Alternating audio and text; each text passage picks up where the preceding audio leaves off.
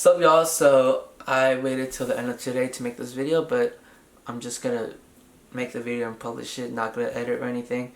So today Justin Verlander said that he's gonna undergo Tommy John surgery. When I read it, I was actually kind of upset because one of my friends broke the news to me, and she said yeah with the heart emoji, because we usually do that just to play around, like whenever her team loses I say yeah, or whenever her team wins I say no, or other stuff like that. So that's how it went. That one I low-key, because I just woke up and I was like, that's too far, bro. And I got so mad that I went back to sleep. But this does hold a lot of implications for the Astros. First of all, that goes until the end of next season, so his contract with us is basically up. Now, where do we think he's going to go? I think it's honestly 50-50 between Detroit and Houston. A year ago, I would have said 1,000% he's going to go back to Detroit. I still think a lot of him wants to go back to Detroit. But, he won a World Series with us. He won a Cy Young with us. He won a Cy Young with Detroit too, I believe. And he got a no-hitter with us. He did a lot of things with us that he did in Detroit. So we share the legacy with Detroit now. Like, when you think of Justin Verlander, you won't only think of Detroit now, you'll think of the Houston Astros as well.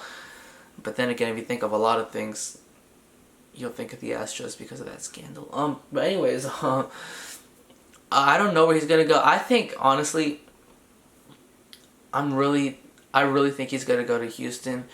It just doesn't seem right that, especially in his last contract year, $30 million, that it just goes away. 2 years, his last 2 years, he just has one start, and he gets paid all that. I think something in him is gonna say, man, I kind of owe Houston something. I kind of owe Houston like one more year, because I did nothing for my last 2 years of my contract. I owe Houston this last year, but honestly, he doesn't. He's done a lot for us. I mean, we did pay a lot of money for just one start, but he's done a lot for us. I think while it was really expensive, it was still really fun to watch. It was fun to have him over at Houston, and he doesn't owe us anything, but I think he thinks that he owes Houston something. He owes Houston one more year. So I think that's gonna incentivize him to stay in Houston. But then again, this is 1,000% probably gonna be his last year. So if it is his last year, he might want to retire in his first home. That said, I know he's rich and all, but do you want to move from Detroit to Houston, back to Detroit? Especially since he has a kid coming, right? His final team is probably gonna be the place he stays at for the rest of his life in terms of residency. But let's talk about how this affects the team. Obviously now, Justin Verlander will not be the ace for the next 2 years. We'll likely have Lance McCullers as our ace. But aside from that, that's not too bad, because we have Lance McCullers and Zach Greinke, who honestly I'm starting to doubt, because he's given up a lot in his last few starts. But he's shown that he could produce good numbers. And then Christian Javier, who had a pretty rough start tonight, but this guy was really good. The Dodgers couldn't even figure him out. I think he's going to do really well. Framber Valdez, that's our fourth guy. Maybe Framber and then Javier. So McCullers, Greinke, Javier, Valdez, and then our last guy would be Bielak or Garcia. That's not a bad rotation, especially I think Bielak could do really well. His first 5 outings he did really well, and then he had 3 bad outings in a row and then 1 okay outing. So Bielak could really step up and be that 5th guy, and we do pretty well even without Justin Verlander. That said, obviously we'd rather have Justin Verlander because he's a veteran in the sport. So is Greinke, but Verlander and Greinke could really teach the guys and mentor them And, Verlander's still under contract, so maybe he'll stay with the team and teach them a thing or two. He won't be throwing, obviously, but he can still teach them a thing or two, rehab. He vowed to do one more year with a team. I don't know if it's going to be with us or not, but before he goes to that free agency, he could stay with us and teach the guys some stuff. Because we have, like, a lot of rookies. How many rookies do we have this year? Belak, Taylor, Garcia, Javier, Paredes. That might be it. That's 5 guys. And with the mentoring from veterans and Brent Strom with his whatever he does, next year could be really good. This year is gonna suck because our guys still haven't had that much time to work with the coaches, work with the veterans, and get that work in. But next year's looking good if Verlander could just stick around and help us, like give advice, and Brent Strom, like just get some off-season work in before the spring season. Spring training, that's one thing to get your work in, but if you can stay with the coaches all off-season and stay with the veterans all off-season, heck, you could really improve a lot, especially when you only have 1 year under your belt, and that year was only 60 games. Now let's continue talking about this year. Our playoff rotation, what's that going to be? I think it's going to be McCullers, Greinke, Javier. That's our 3-guy rotation, and then if we need 2 more, obviously we're going to have...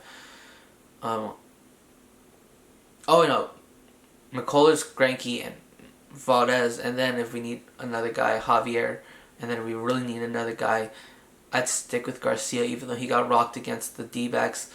I just think that, I don't think we need a 5-man rotation, but it's going to be rough, I honestly think that it should be McCullers, Valdez, Javier, and I think Greinke should hit the bullpen, not going to lie. I know he's a starter his whole life, but he just has been on a pretty bad trend, and McCullers just got off probably the best game of his life. And if he could keep that up, he's going to be a threat. A Garrett Cole, Justin Verlander type threat. Heck, all these guys can be. I genuinely think Brandon Belak will be better than Garrett Cole in the future. But he's got to work on his craft. And Verlander can help with that. And Verlander, after he retires, Houston should bring him back as an assistant pitching coach. How crazy would that be? But that said, that's what I think. I just think that Verlander's season exit is going to hurt the team more morally instead of physically, because he could do what he does, obviously, but we've got guys who can also do what he does if they believe in themselves, and if they could, get their head in the game. They're rookies. They need to get that experience, and once they do, we're still a threat. That said, I'm sorry, this is about Justin Verlander, but we got to release Cy Snead, and we have to release Josh James. Josh James has 3 good outings so far, no runs, but heck, today or yesterday, depending on what time zone or when you're watching this, today or yesterday, he walked a guy, he hit a guy, and he got lucky with that double play. Because if it weren't for that double play, who knows, maybe he might have blown the game. It was only a 1-run lead. So he's still a little bit inconsistent, and I think we should bring out Belak again. Like, why is Dusty Baker putting so much trust on a guy who's been inconsistent the whole season, but not putting trust on Belak, who's coming off, he had 5 really great starts. He could have been 5-0 in all of those 5 outings, not starts, outings, if the Astros held their lead. And then he had 3 really bad ones, which all started mentally in San Diego. And then he had a pretty good one, He probably would have given up another run if it weren't for that pickoff, but, you got to be good to pick someone off. It doesn't just happen. So I don't know why he's putting all this on Snead and James and not enough on Belak. And Cionel Perez, he's doing pretty great. Why did he get optioned instead of Cy Snead? Now we have only 2 lefties instead of 3 lefties, and the rest of them are righties.